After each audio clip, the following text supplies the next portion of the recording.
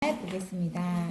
요한일서 1장 3절 같이 한번 읽어볼까요? 시작. 우리가 보고 들은 바를 너희에게도 전함은 너희로 우리와 사귐이 있게 하려 함이니 우리의 사귐은 아버지와 그의 아들 예수 그리스도와 더불어 누리리라. 네, 우리의 사귐에 대해서 이제 얘기합니다. 그리스도인의 사회생활, 사회에서 그리스도인의 정체성이 있습니다. 사회에서, 세상에서 우리의 정체성, 믿는 사람의 정체성, 그리스도인이 사회에서 어떤 마음으로 어떻게 살아갈 것이냐는 이거는 굉장히 중요하다. 무엇보다 먼저 사회 속에서, 세상 속에서 그리스도인의 정체성을 잊지 말아야 된다. 그리스도인됨은 예배당 안에서가 아니라 예배당 밖에서, 이 세상에서 나타나는 법이다 라고 되어 있어요. 모델로서의 그리스도인, 첫 번째 줄 보면 그리스도인은 주님을 세상에 보여주는 모델이다. 그리스도인은 뭐라고요? 예수님을 세상에 보여주는 모델이다. 예수님 눈에 보이지 않기 때문에 우리를 통해서 보는 거죠. 그래서 다음 장 넘기면요, 네 번째 줄 보면 그리스도인은 보이지 않는 주님의 모든 것을 보여주는 전문인이 되어야 된다. 우리가 사실은 이렇게 말씀을 배우는 것도 그래요. 누가 언제 어느 때 뭘 물어볼지 몰라요. 그러면 우리가 어느 정도 대답은 할 수 있었는데 교회만 다니면 이거 잘 알 수가 없습니다. 밑에 보세요. 여기 이제 요한일서에 뭐라고 되냐면 생명의 말씀을 가는 우리가 들은 바요 눈으로 본 바요 자세히 보고 우리 손으로 만진 바라 라고 되어 있어요.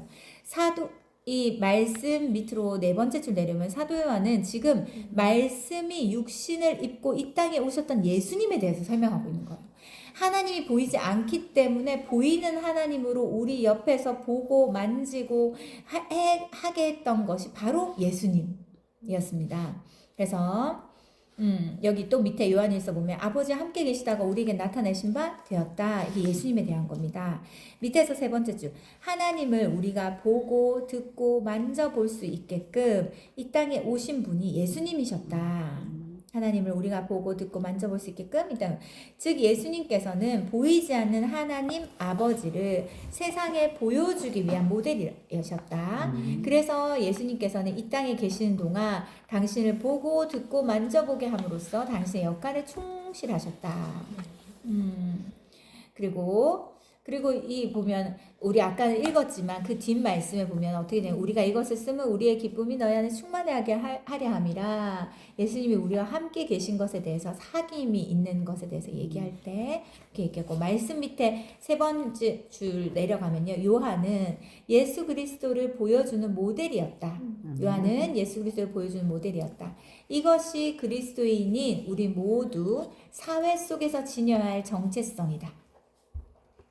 요한은 자신이 예수 그리스도를 보여주는 모델이었다. 우리도 또한 이 세상에서 예수님 보여주는 모델이 되었다. 예수님께서는 하나님 아버지의 모델이 되기 위해 이 땅에 오셨고 우리는 하나님 아버지와 성자 하나님이신 예수 그리스도를 이 세상에 보여주는 모델이다. 그러나 모델이라고 해서 다 같은 모델은 아니다. 모델이란 말 들을 때마다 조금 마음이 찔리시죠? 불편하시잖아요, 우리 다. 어설픈 모델이 있고 바른 모델이 있고 프로 모델이 있습니다. 우리는 무슨 모델일까요? 우리는 프로 모델이 되어가고 있는 중이에요. 그렇죠? 믿음으로 얘기하죠. 그래서 옆에 보면 이 단락의 끝에 보면 반드시 어설픈 모델, 바른 모델, 또 프로 모델 이것 안에서 우리는 어떻게 해야지 프로 모델, 바른 모델이 될 수 있을까요? 철저한 훈련 과정을 거쳐야 한다. 제가 말했잖아요. 똑같이 교회를 오랫동안 다녀도 이 양육을 받지 않은 사람의 이 5년과 양육을 받은 사람의 5년은요 천지 차이예요. 훈련이 되어졌거든요. 훈련. 프로 모델이 되어가고 있는 것입니다. 자, 그 다음 장 넘겨보세요. 두 번째 줄 보면 우리는 훈련을 통해서 평상의 삶 속에서 그리스도를 제대로 보여주는 프로 모델이 되어야 한다.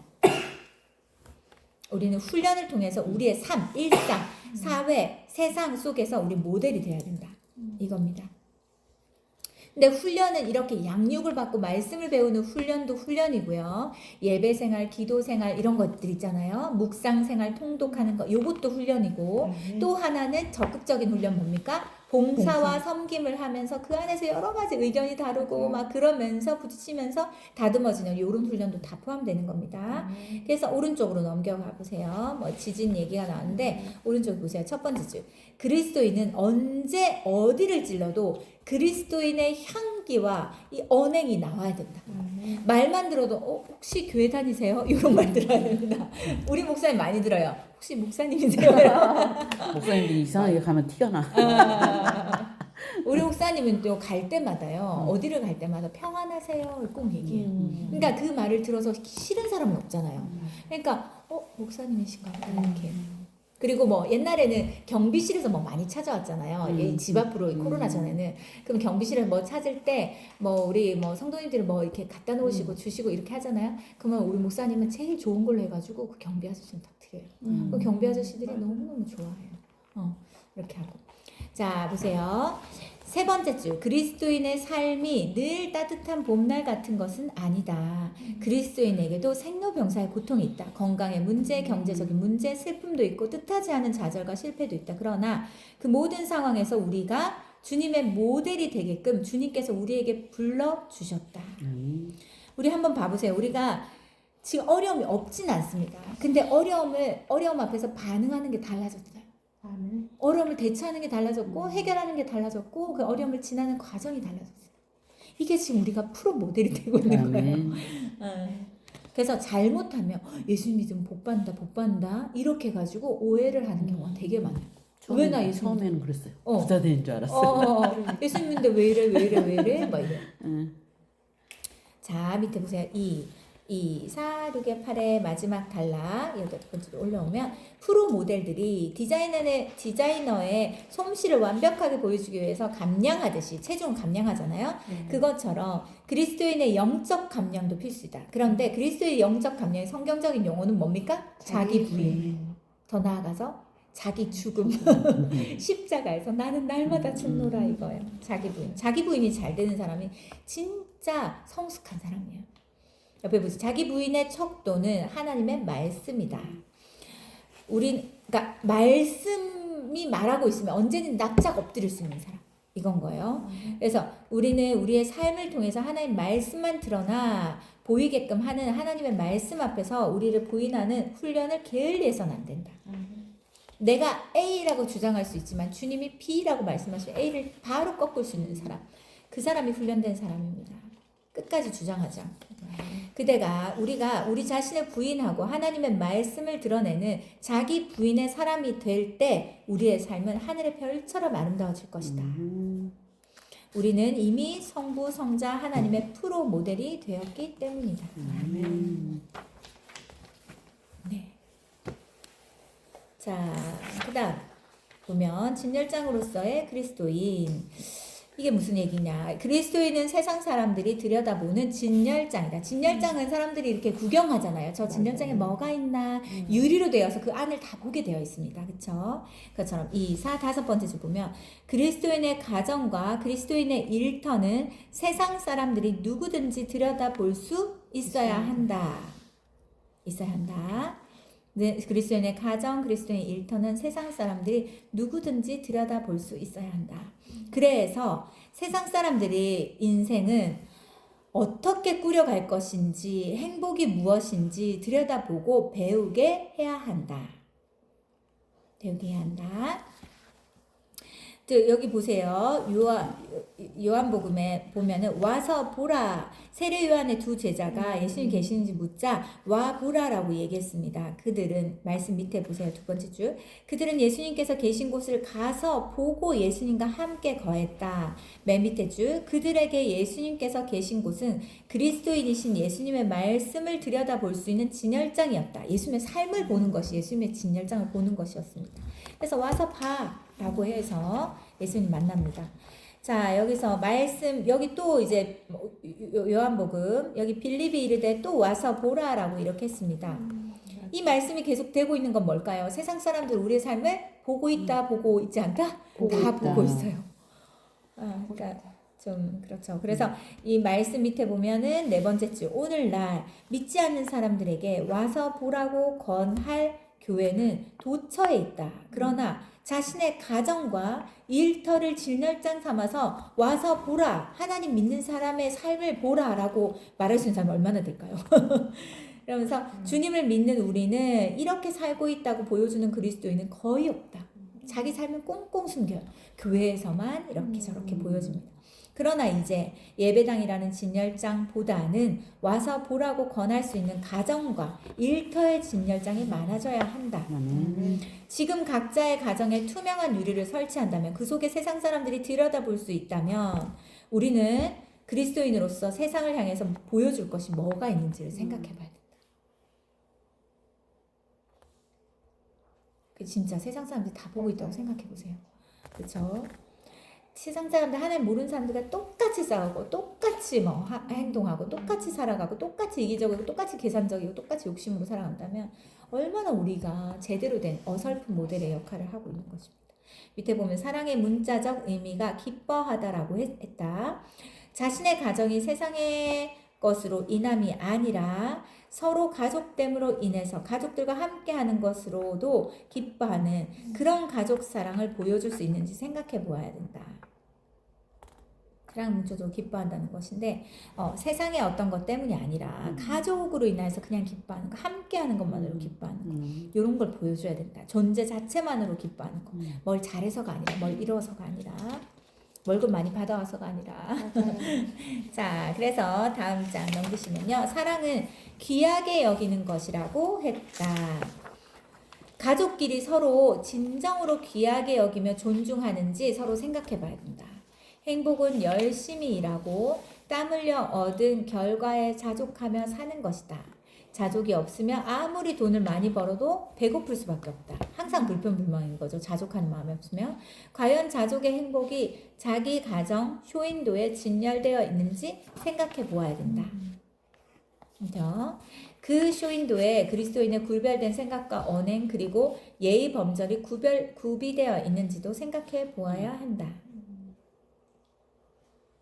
그래서 다른 사람들 앞에서 하는 것과 가족들에게서 하는 것이 다른 것은 진짜 한번 되돌아봐야 됩니다. 그렇죠? 우리의 그리스도인의 이중생활인 거잖아요. 이중생활. 자, 어렵죠. 네, 어려워요. 그래서 일단 두 개를 생각해야 돼요. 첫 번째는 하나님이 모든 걸 다 보고 계신다. 두 번째, 믿지 않는 사람이 보았을 때 어떻게 보여질까? 요거를 생각해 봐야 됩니다. 중간에 그리스도인의 가정과 일터는 세상 사람들을 위한 쇼윈도이면서 같은 그리스도인들을 위한 쇼윈도이기도 한다. 우리가 서로에게 보여지기도 한다는 겁니다. 저 집사님의 삶은 이렇게 사네. 저 집사님 이런 문제가 있는데 저렇게 하나님 앞에서 평안을 지키고 잘 해결해 가네. 이게 쇼윈도가 된다는 거예요. 보여진다는 겁니다.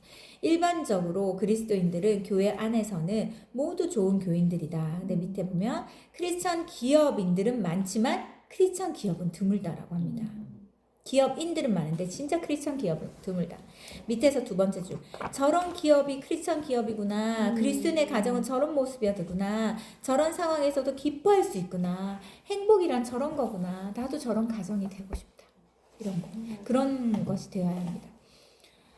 그 다음 그리스도인들이 먼저 들여다보고 싶어하는 진열장이 되어야 된다. 그런 진열장이 많으면 많을수록 세상은 더욱 밝아질 것이다. 진열장이 많으면 세상은 밝아질 것이다. 주님의 손과 발로서의 그리스도인. 이것도 엄청 감동적인 내용이더라고요. 보세요. 그리스도인은 주님의 손과 발이다. 세 번째 줄. 영이신 하나님께서는 손과 발이 없으시다. 하나님께서는 언제나 인간의 손과 발을 당신의 도구로 사용하신다. 우리의 손과 발을 사용하신다는 거죠. 그러므로 우리는 모두 행동하는 주님의 손과 발이 되어야 한다. 그렇죠? 다음 장 넘겨보세요. 언제나 중요한 것은 우리의 중심이다. 우리의 중심은 우리의 육체를 통해서 드러난다. 우리의 중심은 물론 우리의 말을 통해서도 드러난다. 그러나 말은 우리의 중심과는 무관하게 얼마든지 위장할 수 있다. 말은 할 수 있잖아요. 속일 수 있잖아요. 가장 쉬운 것이 말의 위장이기도 하다. 그래서 거짓말을 많이 하잖아요.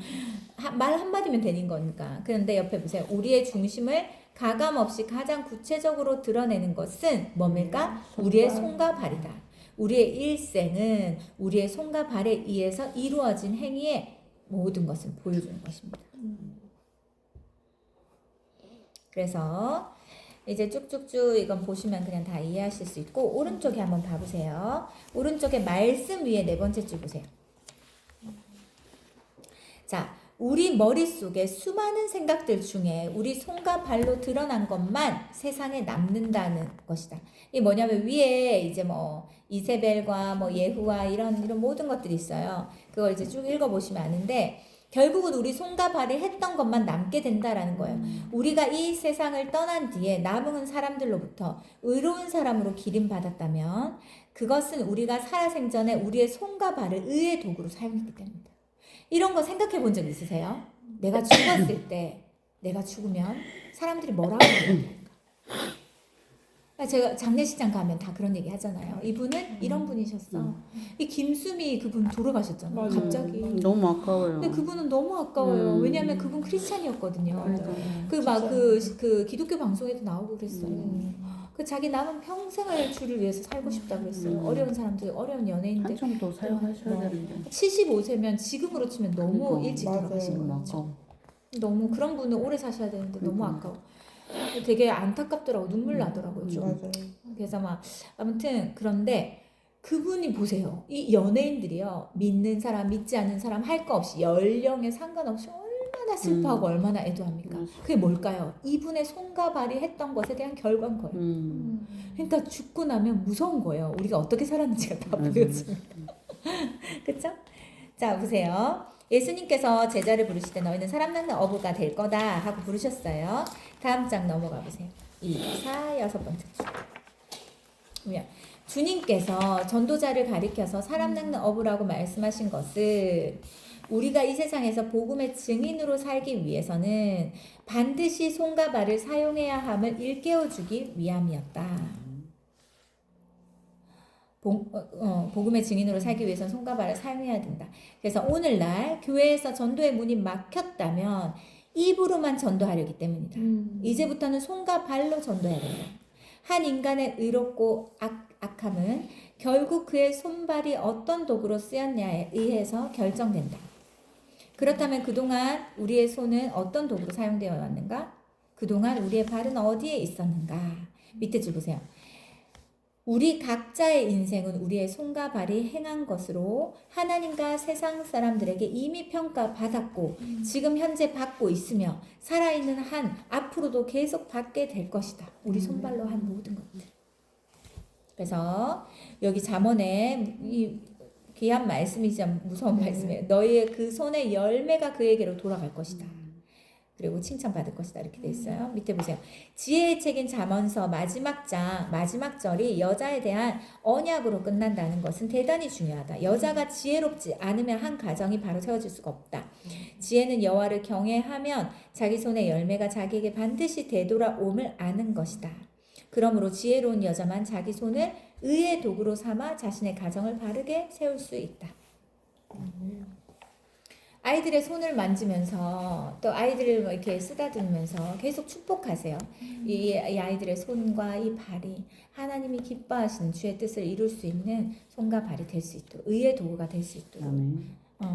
자, 여기 보면 복음 전하는 좋은 소식을 전하면 쭉쭉쭉 하면 산을 넘는 발에 얼마나 아름다운 거 돼 있죠. 밑에 보면 하나님께서 사람의 발의 아름다움을 칭찬하셨다. 우리의 걸음을 아신다는 거예요. 밑에 보면 그 사람의 발이 진리를 전하는 도구로 사용되고 있기에 하나님 보시기에 아름답다는 것이다. 하나님께서는 우리의 손과 발을 보신다. 우리의 손과 발이 무엇을 행했는지에 따라 아름답다 혹은 아름답지 않다고 평가하신다. 예수님의 손과 발이 십자가에 못 박혔다는 사실 절대 잊어서는 안 된다. 이거 중요합니다. 예수님의 손과 발이 십자가에 못 박혔다. 예수님 십자가는 손과 발에 못 박혔다. 예수님께서는 우리의 죄값을 대신 치르기 위해서 형벌을 받으셨는데 형벌 받으신 곳이 바로 이 주님의 손과 발이었다. 인간의 범죄가 인간의 손과 발로 이루어지기 때문에 무서워요. 그렇죠? 이런 또 의미가 있다는 거, 이런 묵상이 가능하다는 게 참. 그런데 우리는 그리스도 안에서 새로운 피조물 되었습니다. 왜입니까? 우리의 손과 발로 지을 수 있는 이 손과 발에 예수님이 대신 못 이시면서 우리의 죄를 해결하신 거죠. 아멘. 밑에 보면 우리를 대신하여 예수님의 손과 발이 형벌을 받음으로 우리가 새로운 피조물이 되었다. 예수 그리스도 안에서 우리의 손과 발이 새 손과 새 발이 된 것이다. 그렇다면 새로워진 우리의 손과 발로 우리는 무엇을 해야 할지 너무 자명하다. 주님의 손과 발이 되는 것이다. 주님께서 당신의 손과 발로 삼으시기 위해 우리를 부르셨고 그것이 가능하게끔 당신의 손과 발이 못 박혀 돌아가셨다. 감동적이죠, 이거. 자, 그 다음에 빛으로서의 그리스도인. 그리스도인은 이 세상의 빛이다. 그리스도인은 이 세상의 빛이다. 밤이 어두워 온 세상이 칠흑 같을 때 내가 그 어둠과 맞선다고 어둠 물러나지 않는다. 어둠을 삽으로 퍼내고 내도 낼 수 없고 불도저로 밀어낼 수도 없다. 어둠은 빛으로만 물려낼 수 있다. 빛만 있으면 어둠은 물러가기 나름이다. 그리스도인은 이 세상의 어둠을 물리치는 빛이다. 아멘. 그래서 우리가 가는 곳마다 달라져야 돼요. 아멘. 우리가 가는 곳마다 어둠이 견디지 못하게끔 해야 됩니다. 아멘. 막 싸우고 있는 곳에 가서 화해와 용서와 사랑과 이 모든 것들을 풀어놓아야 됩니다. 우리를 통해서. 밑에 보면 예수님께서 또 말씀하여 이르시되 나는 세상의 빛이니 나를 따르는 자는 어둠에 다니지 아니하고 생명의 빛을 얻으리라. 예수님이 세상의 빛이기 때문에 주님을 따르며 어둠에 다닐 일은 없다. 너희는 세상의 빛을 얻는다. 생명의 빛을 얻는다 말씀입니다. 네, 보세요. 예수님께서 당신은 세상의 빛이시고 당신을 따르는 사람은 생명의 빛을 얻는다고 말씀하셨다. 그래서 예수 그리스도는 빛이고 우리는 그 빛을 비추는 전구이다. 우리는 아무것도 아니지만 예수 그리스도께 접속함으로 그분의 빛을 비출 수가 있다. 그래서 너희는 어둠에 다니는 자를 쭉 말씀 나와 있고, 자 여기 보면 말씀 바로 밑에 보면 그리스도인은 어둠 속에서 갈 바를 알지 못하는 사람을 위한 빛이다. 세상에는 많은 것을 소유하고 많은 것을 성취하고 높은 직책을 얻었음에도 어떻게 살아가야 할지 모르는 사람들이 많다. 그들에게 그리스도의 빛을 밝히 비춰주는 것이 그리스도인의 사명이다. 그래서 우리가 누군가가 고민이 되어서 만약에 대화를 한다면 그거에 대해서 뭔가 길과 방향을 좀 알려줄 수 있는 좋은 쪽으로 그런 역할을 우리가 해야 된다는 것입니다. 자, 오른쪽에 중간을 보세요. 이런 사람이 있습니까? 중간에 만나기만 하면 어두웠던 마음이 밝아지고 미로처럼 얽혔던 머릿속이 풀리는 것 같은 그런 친구나 선배나 스승이 있는가? 우리 자신이 바로 그런 사람이 되어야 한다. 그 밑에 줄 보면 세상이 어둡다고 한탄할 것이 아니다. 나 자신이 아직 빛이 되지 못함을 회개해야 된다. 어둠을 한탄하지 말고 내가 빛의 역할을 제대로 하고 있지 않기 때문에 이 어둠이 깊어가는구나 생각해야 됩니다. 그래서 맨 밑에 두 줄 중요한 내용이 나옵니다. 세상의 어둠이라는 것은 빛만 있으면 세상은 얼마든지 달라질 수 있다는 것이다. 그리스도인인 우리가 내가 바로 그 빛이다 라고 얘기했습니다. 어둠이 있는 게 문제가 아니에요. 빛이 없는 것이 문제인 거죠. 그렇죠? 우리가 빛의 역할을 하지 않으므로. 자, 이정표로서의 그리스도인은 이 세상의 이정표다. 이정표, 방향을 정해주는 사람, 어디로 가야 된다 이런 것들을 그리스도인은 세상의 어둠을 밝혀줄 뿐 아니라 인생이 가야 할 궁극적인 목적지가 어디인지 일러주는 이정표다. 그리스도인들은 왜 이정표를 알까요? 어디서 시작되고 어디로 가야 될지를 알기 때문이에요. 우리는. 그렇죠? 그걸 정확히 아는 사람이기 때문이에요. 그래서 이 밑에는 그냥 쭉 읽어보시면 되고 또 오른쪽에 말씀 이렇게 두 개가 나와 있어요. 그런데 이거는 그냥 불교와 이게 예수님에 대한 비교인 것이고 여기 보면은 424쪽 넘겨보세요. 말씀 바로 밑에 보면 그러니까 결론은 이거예요. 그러니까 불교에서 스님들은 산 위에서 돌을 닦으면서 세상을 돌아가는 것들을 그러니까 이치를 깨닫고 예수님은 그 산에 머무르지 않고 세상에 내려와야 된다. 세상에 내려와서 빛의 역할을 해야 된다. 이것입니다. 그래서 예수님께서는 도리어 제자들을 데리고 산에서 내려오셨다. 예수님의 사역지는 산 위가 아니라 산 아래 곧 인간이 모여 사는 속세였기 때문이다. 성자 예수님께서는 산 위에 계시는 것으로 이정표가 되셨지만 그리스도인은 세상으로 내려가야 한다. 그리스도인은 세상을 피하지 않는다. 우리 그거 봤잖아요. 자연인 맞나? 그거 어른들이 얼마나 좋아한다고 그거 남자들이 진짜 좋아해요. 왜 좋아할까요? 자기도 그렇게 살고 싶거든. 자기 혼자 하고 싶은 대로 하니까. 그렇게 살고 싶거든. 근데 사실은 그것이 좋은 것은 아닙니다. 외로울 것 같아요. 외롭고, 그러니까 잠깐은 그럴 수 있을 것 같아. 잠깐은 자기를 돌아보면서 이렇게. 근데 계속 남은 평생을 가족과 떨어져 그렇게 산다? 그건 진짜 좀 피하는 거, 도피하는 거. 무책임한 것 같아. 무책임하고 도피하고 그런 거죠. 자기만 생각하는. 근데 중간쯤에 보면 그러나 찾으셨어요. 그렇다면 위에 그러나 그리스도인은 어렵더라도 이 세상 현실 속에서 이정표를 찾아야 된다. 일평생 초지일간 이정표가 되어야 한다.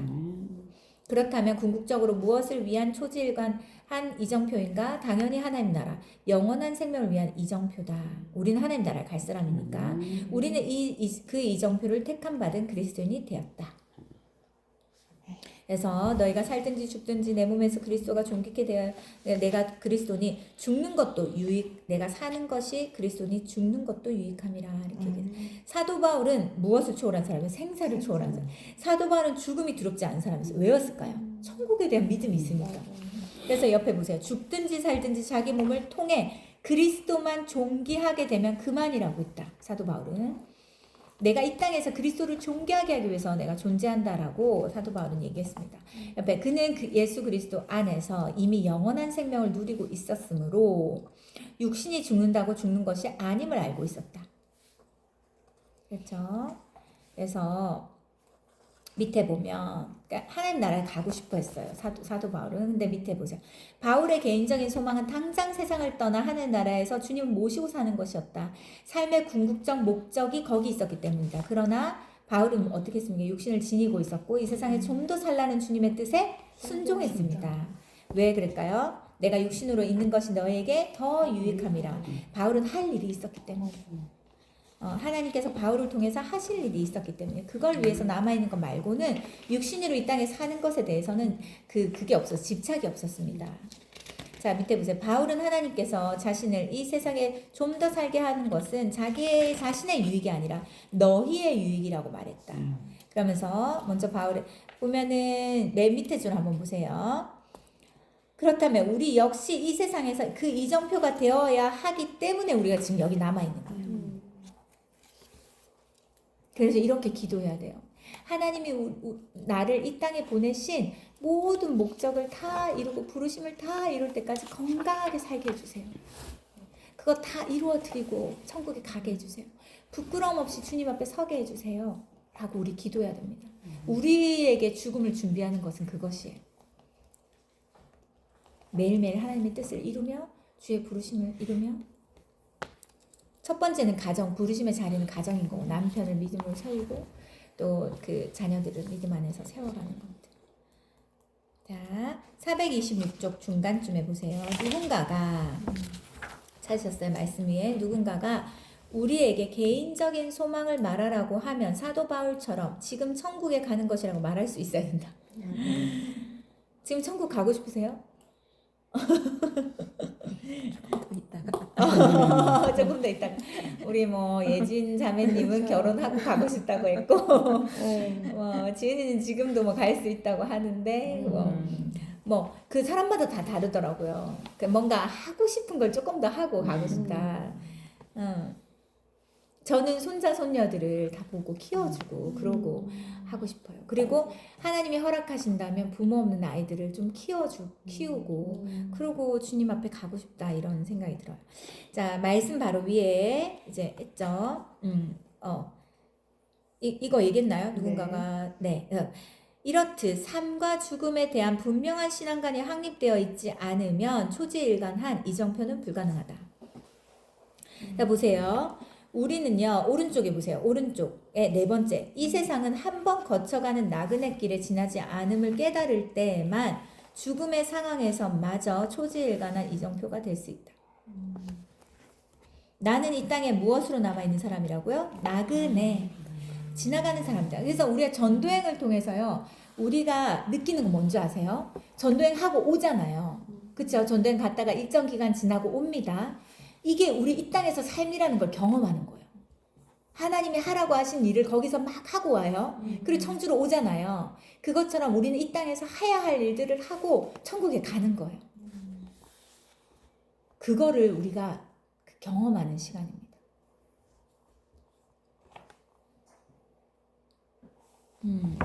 그래서 우리 죽음에 연연하거나 그렇게 할 필요는 없습니다. 근데 내가 만약에 좀 더 살고 싶다. 그럼 뭐 해야 될까요? 좀 더 살고 싶은데 내 욕심을 위해서 뭐를 위해서 돈도 좀 더 벌고 또 조금 더 좋은 차도 타고 좀 더 좋은 집에도 살고 요거가 아니라 뭘까요?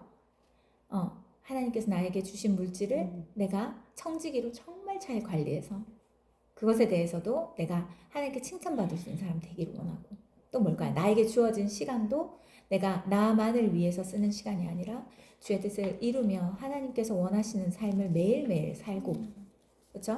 그리고 내 주변에 있는 사람들을 내 말로 내 삶으로 살려내고 생명을 불어넣고 그 사람들을 세워가며 그런 부르심을 하루라도 더 이 땅에서 이루려고 내가 내 생명을 더 하고 싶습니다. 더 살고 싶습니다. 이렇게 돼야 돼요. 그렇죠?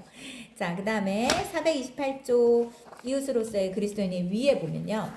이처럼 우리 인생이 나그네 길임을 알아서 항상 떠날 때를 준비하고 살아가면 우리가 전혀 의식하지도 못하는 가운데 주님께서는 우리를 당신의 이정표로 삼으실 것이다. 우리를 통해서 나 저렇게 살아야겠다. 나도 저렇게 쓰임 받고 싶은데 문제가 있을 땐 저렇게 하는 거구나. 자녀를 위해서 저렇게 기도하는 거네. 그 관계 갈등이 있을 때 저렇게 사역에 어려움이 있을 때 저렇게 이게 모든 방향을 정해주는 사람이 되는 거예요. 그런 모델이 되기를 원하십니까? 우리 모두 그렇게 되기를 축복합니다. 자, 다음부터는 이제 예배 끝나고 나누는 걸로 할게요. 이제 뭐 한 대여섯 장 남았으니까